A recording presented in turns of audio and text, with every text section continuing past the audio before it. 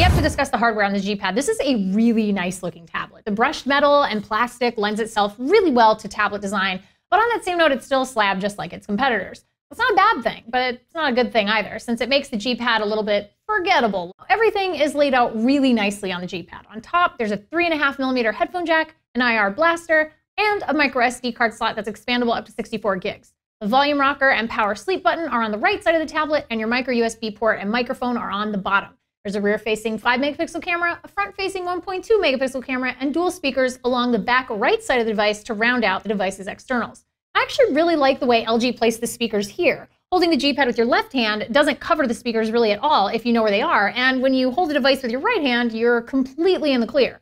And rotating the device in a landscape mode puts the speakers on the top rear of the device, and they sound fantastic when you're watching videos. This screen is gorgeous. It's an IPS LCD with a delightful resolution of 1920 by 1200, the very same resolution as the 2013 Nexus 7 and the 7-inch Kindle Fire HDX.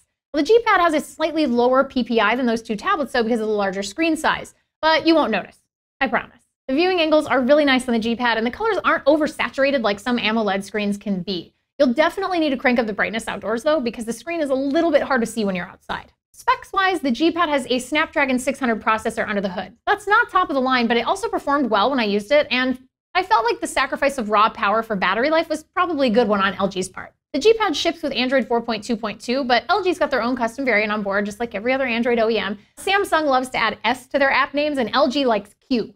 So you'll find a trove of LG-branded apps on the G-Pad. Q Pair, Q Slide, Q Remote, Knock On, Slide Aside, Smart Screen, Smart Video, Q Memo, and Notebook. I go over each feature and what they do in full in my written review, so you can check out what each one is if you're interested. But I really do want to mention Slide Aside quickly, which I thought was the app with the most potential but the poorest implementation.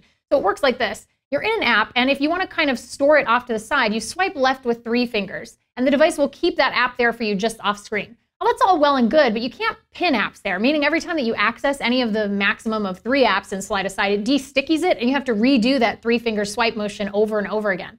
I'd love to be able to choose which 3 apps I always want available, but that option isn't offered. As for battery life, the G-Pad has a huge 4,600 mAh battery under the hood. And for me, that meant a full weekend without needing a charge. But as a disclaimer, I tend to be a moderate tablet user, and I keep my brightness down to under 25% most of the time.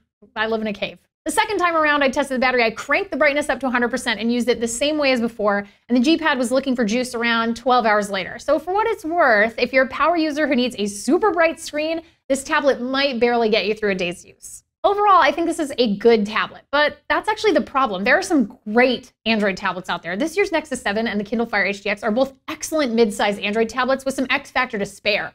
And both of those devices start a full $120 less than the 16-gig G-Pad. That's a lot of extra apps and accessories you could buy, so for me, it's just not worth the price tag. If this tablet was $250, it might be really great, but at the end of the day, there's some intangible aspect missing from this perfectly decent little tablet. That's why I gave the LG G-Pad 8.3 a 7.5. It's just priced too high and doesn't quite hit any high notes to be worth its cost. And on top of that, it's just not compelling enough to do battle with its higher profile competitors. Well, that's it for my LG G-Pad 8.3 review. Leave your comments down below. Give us a thumbs up if you enjoyed the review. As always, head over to technobuffalo.com for all the latest and greatest tech news and reviews. I'm Ashley Skella. See you guys next time. What's up, everyone? It's Ashley. Thanks so much for watching that most recent video. If you enjoyed it, please click on the word subscribe right underneath me to get tons of more tech videos from us here at TechnoBuffalo. We've got unboxings, comparisons, reviews, recaps, and everything else you can think of here on the channel. If you're in the mood for more technology, just click right over here to check out some of our most recent videos. See you next time, humans.